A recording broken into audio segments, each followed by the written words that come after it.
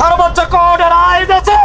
পেনশনের দাবিতে খিলগাঁওয়ে আনসার সদর দপ্তরের সামনে মানববন্ধন ও প্রতিবাদ কর্মসূচি করেছেন 1994 সালে চাকরিচ্যুত আনসার সদস্যরা।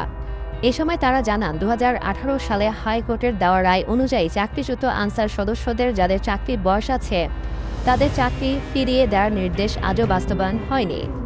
যাদের বয়স নেই পেনশন পাবেন তাদের প্রাপ্য টাকাও বুঝিয়ে দেওয়া হচ্ছে না। এ সময় তারা আনসার সদর দপ্তরে প্রবেশ করতে চাইলে বাধা দেয় বাহিনীর সদস্যসহ আইনশৃঙ্খলা বাহিনী। প্রতিবাদ সমাবেশে তাদের দাবি দ্রুত বাস্তবায়নের দাবি জানান চাকরিচ্যুত আনসার সদস্যরা। চাকরি পুনঃবহালের দাবিতে চতুর্থ দিনেও আমরণ অনশন করছেন 1994 সালে চাকরিচ্যুত আনসার সদস্যরা। ঢাকা। 1994 সালে চাকরিচ্যুত হওয়া ব্যাটালিয়ন আনসার সদস্যরা তাদের চাকরি পুনঃবহালের দাবিতে রাজধানীতে আমরণ অনশন কর্মসূচি চালিয়ে যাচ্ছেন। আমরা সেইভাবে মামলার প্রতিরোধ করে বছরের পর বছর একটার পর একটা 7টি মামলা এ পর্যন্ত আমরা প্রতিরোধ করে রায় নিয়ে এসেছি। যখন আমাদের আনসারদের পক্ষে রায় দিয়েছে, উক্ত রায় বলা আছে যে যাদের বয়স আছে তাদেরকে চাকরিতে বহাল দেবে, আর যাদের বয়স নাই তাদেরকে হিসাব নিকেশ করে বিদায় দিয়ে দেবে। কিন্তু ডিজি মহোদয় এ পর্যন্ত কোনো পদক্ষেপ নিচ্ছে না। আমরা তার মধ্যে কোনো পদক্ষেপ না নয় আমরা দেখছি যে অনেক টাইম দেয় নাই, তখন আমরা টাইম চেয়ে আবেদন করছিলাম, তখন উচ্চ আদালত ওই টাইমটা এমনি উভয় পক্ষ থেকে খারিজ করে দিচ্ছে, এটা লাগবে না। তো সেই জন্য আবারও আমরা আবেদন নিবেদন করছি, স্বরাষ্ট্র মন্ত্রণালয়ে গেছি, ডিজি মহোদয়ের কাছে গেছি, প্রধান উপদেষ্টার কাছে গেছি, বিভিন্ন জায়গায় আমরা আবেদন করছি, কোনো সারা শব্দ পাচ্ছি না, আমাদের কোনো মূল্যায়ন হচ্ছে না। অতএব আজকে আমরা গতকাল থেকে আমরা যে আমরণ অনশনে আসছি, এর জন্য কপি দিচ্ছি পুলিশ কমিশনার, কপি দিচ্ছি থানায়, কপি দিচ্ছি বিভিন্ন জায়গায় দিয়ে অবগত করে আজকে আমরা এখানে বসছি, আইনের যেন কোনো বাধা না থাকে।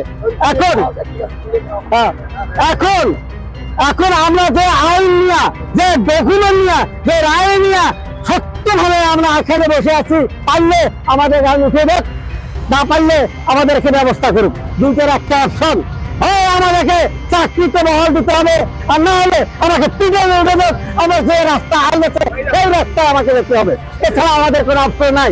আমাদের লোক যারা আছে তারা দিন ভাগ করে খাচ্ছে, হোটেলে চাকরি করে, রাজনীতি করে, রিক্সা চালায় এবং কি সিকিউরিটি গার্ড চালায়, এবং গ্রামে যারা আছে অনেক কষ্টে আছে।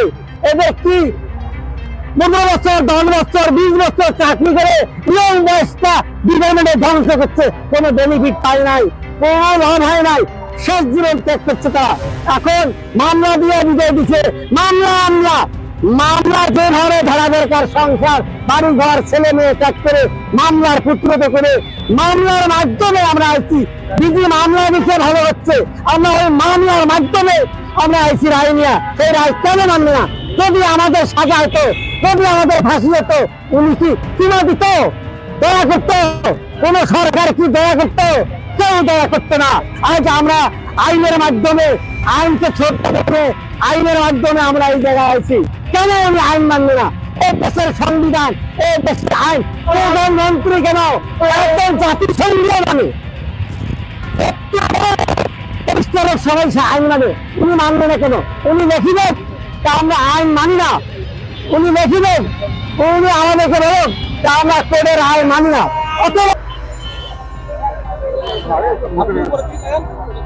বিসমিল্লাহির রহমানির রহিম। ব্যাটালিয়ন আনসার ভাইদের কর্মরত অবরোধে আমরা বসছি। 1994 পয়লা ডিসেম্বর আমাদের কিছু দাবি ছিল সরকারের কাছে, সেই দাবির পরিপ্রেক্ষিতে আমাদের উপরে নির্মম ভাবে যৌথ বাহিনী দিয়া গুলি করে আমাদের সৈনিক 2 জন মেরে ফেলায় এবং আমাদেরকে এই হাজত থানায় প্রেরণ করে। 8 মাস 22 দিন পর আমরা বেকসুর খালাস পাই। আমাদের দাবি ছিল চাকরি স্থায়ী করা, বেতন বৃদ্ধি, রেশন বৃদ্ধি, বোনাস এবং যাতায়াত ভাড়া, চিকিৎসা ভাতা, বিভিন্ন ধরনের আমাদের দাবি দেওয়া ছিল। সেই দাবি দেওয়ার রক্ষা না করে আমাদের উপরে নির্মমভাবে যৌথ বাহিনী দিয়া হামলা করে আমাদেরকে জেলখানায় প্রেরণ করে। একটা সৈনিকের পিছনে 13টা ধারা দিয়া আমাদেরকে কেস দাখিল করে।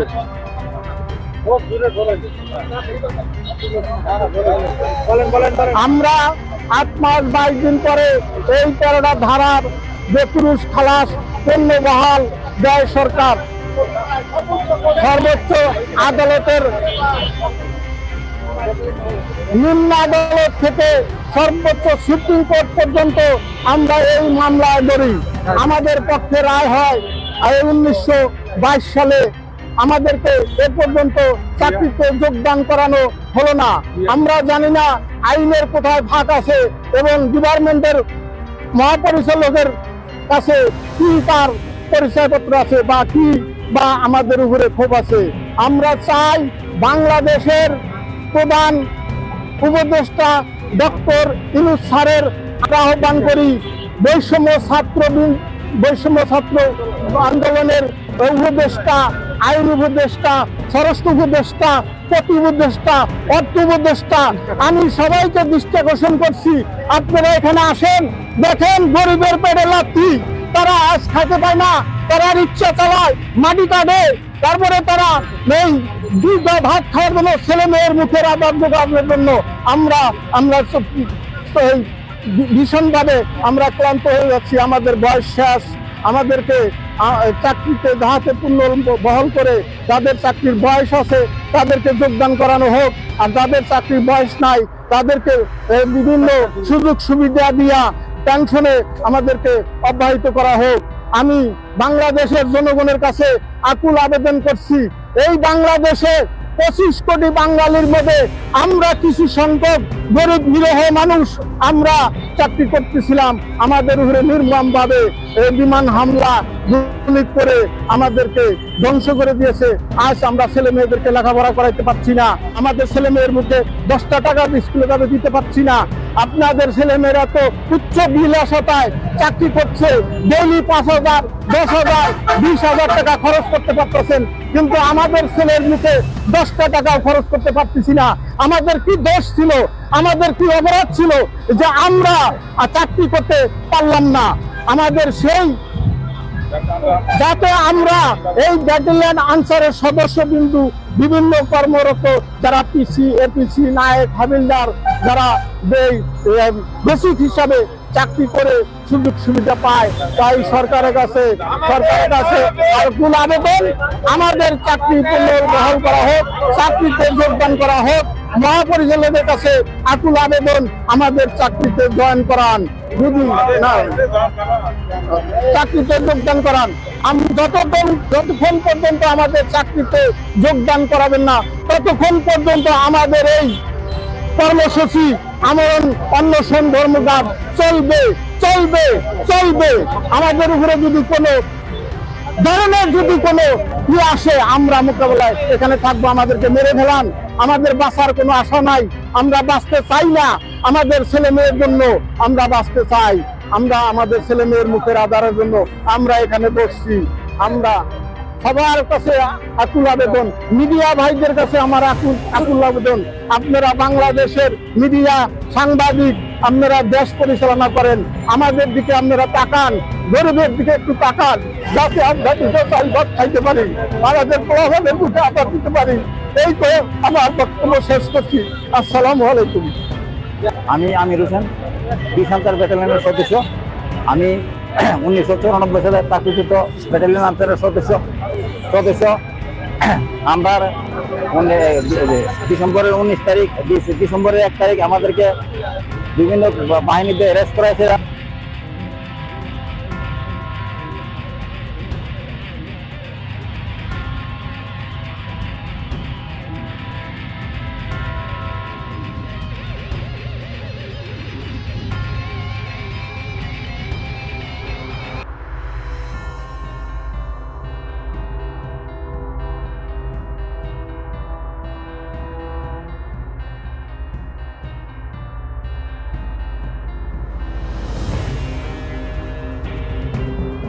চাইছি বাংলাদেশ সরকারের যে কোর্টের রায়টা তারা অমান্য করা কোনো কিছু করতে পারতেছে না। তাই আমি বাংলাদেশের সরকারের কাছে আমার সালাম দিয়া আমি আমার দাবিটা পূরণ করতাম। আমার পূরণ হয় যদি কাজে যোগদান করে, তাও আমি করে, আর অন্য কিছু লাগে না। আমার যে এই র্যাঙ্কে যোগদানের জন্য আমি বাংলাদেশ সরকারের কাছে আকুল আবেদন করছি, এই বলে আমার বক্তব্য শেষ। যে আমরা চাকরি থেকে বঞ্চিত হইয়া আমরা কোর্টের মাধ্যমে রায় পাইয়া, হাইকোর্টের রায় পাইয়া আমরা যে এখনো আমরা যোগদান করতে পারি নাই, সেটা আমরা সরকারের কাছে আবেদন, এবং আমরা সমস্ত আনসার ব্যাটালিয়ান থেকে আমরা বঞ্চিত হইয়া যে আমরা অনেক কষ্টে আছি, যে আমরা কেউ রিক্সা চালাই, কেউ সিকিউরিটি গার্ডে চাকরি করি, এবং অনেক নিচের কষ্ট দুঃখে আমরা দিন কাটাইতে আছি। আমাদেরকে সুপ্রিম কোর্টে হাইকোর্টে রায় পাওয়ার পরে যে আমরা এখনো যে এখানে আছি, আমাদের কেন সরকার আমাদেরকে যোগদান করা হয় না, এটা আমি আর সরকারকে আমি চাই যে আমাদেরকে যোগদান করুক। আমরা আনসার ব্যাটালিয়ান, যে আমরা অনেক পুলিশের সাথে ডিউটি করছি, সেনাবাহিনীর সাথে ডিউটি করে আসছি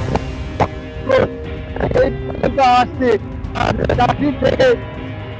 আপনারা জানেন 1994 সালে আনসার বিদ্রোহ সংগঠিত হয়েছিল। 2400 লোককে অন্যায়ভাবে তাদেরকে চাকরিচ্যুত করা হয়েছিল।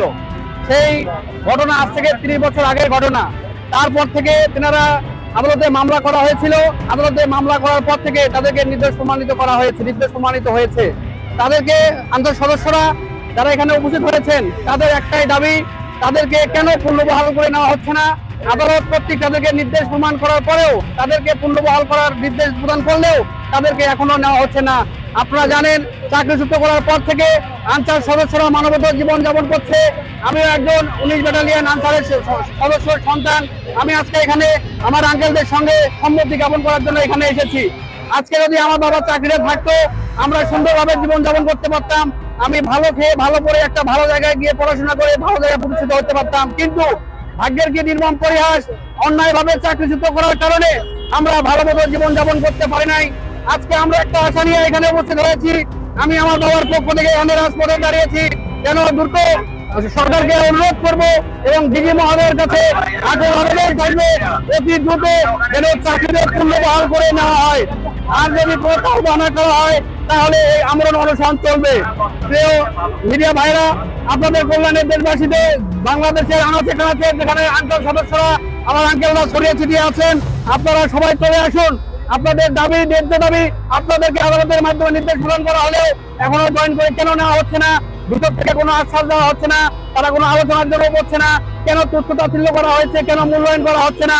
আমরা আজকে এই মিডিয়ার মাধ্যমে দেশবাসীর কাছে আবেদন জানাই যে কেন আপনারা এই বিষয়টি নিয়ে আলোচনা করুন, আপনারা কথা বলুন। কেন তাদেরকে নেওয়া হচ্ছে না, তাদেরকে ন্যায্য অধিকার কেন দেওয়া হচ্ছে না? আজকে 30 বছর যাবৎ, 31 বছর যাবৎ মানবতার জীবন যাপন করছে প্রত্যেকটি আনসার ব্যাটালিয়ন সদস্যরা। অন্যায়ভাবে তাদেরকে চাকরিচ্যুত করা হয়েছিল। আজকে একটাই দাবি, যতক্ষণ পর্যন্ত আমাদের দাবি না মানা হবে, পুনর্বহাল করতে হবে চাকরিতে, এবং যত সুযোগ সুবিধা দেওয়ার কথা রয়েছে, আদালত নির্দেশ করেছে সমস্ত সুযোগ সুবিধা প্রত্যেকটা আনসার সদস্যকে দিতে হবে।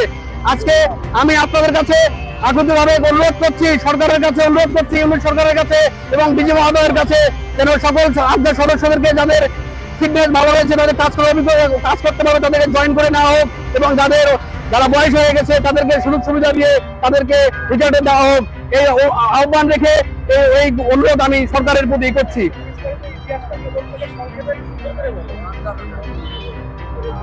আমি তো সরকারের সাথে এটা তো আঙ্কেলরা বলতে আমি বলতে পারবো না।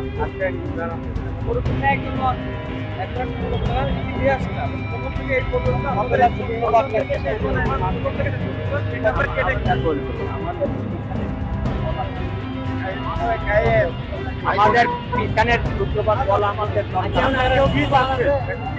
কথা বলছেন, আমরা চাই 94 সনে যারা আমরা চাকরিচ্যুত হয়েছে, আমাদের চাকরিচ্যুত করানো হয়েছে, আমরা নির্দোষ প্রমাণিত হয়েছি আদালতের মাধ্যমে, নির্দোষ প্রমাণিত হয়েছি। অতএব আমরা এই আদালতের মাধ্যমে নির্দোষ প্রমাণিত আমাদের চাকরিকে ফেরত চাই। আমরা যে অবস্থায় আছি সেই অবস্থায় আমাদের চাকরিটাকে ফেরত দেওয়া হোক। যদি বয়স হয়ে থাকে আমাদের, তাতে আমাদেরকে রিটায়ার দিয়া আমরা যাতে বাড়িতে দিয়া কিছু খেতে পারি আমি বলি। এবং আমরা এ যাওয়ার পর্যন্ত যতগুলো রায় পেয়েছি, সম্পূর্ণ রায় পাওয়ার পরেই ডিপার্টমেন্টের কাছে আমরা আকুল আবেদন জানাইছি, কথা বলছেন, দরখাস্ত দিছি। তারা এখন পর্যন্ত আমাদের এই দরখাস্তের কোনো সুরাই তারা কানে নেয় নাই, আমলেই নেয় নাই। তাই এরপরে দ্বারস্থ করতে করতে শেষ পর্যন্ত সর্বোচ্চ আদালত বাংলাদেশের রায় বলা আছে, রায় বলছে, বিচারপতিরা বলছে আমাদের কোনো বাংলাদেশে আইনের কোনো বাধা নাই চাকরি দেওয়া সরকারের, এবং কোনো দোষ নাই, আমাদের কোনো বাংলাদেশে কোনো দোষ নাই, আইনের কোনো বাধা নাই। তাই আমাদের কেন চাকরি দিতে অনীহা প্রকাশ করছে ডিপার্টমেন্ট জানি না। তবে ডিপার্টমেন্ট আমাদেরকে চাকরি দিয়ে ঘরে ফিরিয়ে নেওয়ার জন্য তাদের প্রতি আবেদন জানাচ্ছি, এবং বর্তমান সরকারের প্রধান উপদেষ্টাকে আমরা অনুরোধ জানাচ্ছি যাতে আমাদেরকে ভিক্ষা স্বরূপ সে আমাদের এই চাকরিটা ফেরত দেব। আমরা যেন ভিক্ষা চাই তার কাছে, প্রধান উপদেষ্টার কাছে আমরা আকুল আবেদন জানাচ্ছি, আমাদেরকে ভিক্ষা দেব, পাওনা ভিক্ষা চাই। কারণ ভিক্ষা চাওয়ার যদিও আমরা আইনের মাধ্যমে চাইতেছি, আইনের মাধ্যমে তাহলেও আকুল আবেদন করছি। আজ টানা চতুর্থ দিন তারা এই অনশন পালন করছেন। রাজধানীর খিলগাঁওয়ে অবস্থিত আনসার ও গ্রাম প্রতিরক্ষা বাহিনীর সদর দপ্তরের সামনে এই কর্মসূচি পালন করছেন শতাধিক সাবেক আনসার সদস্য। Thank you for watching.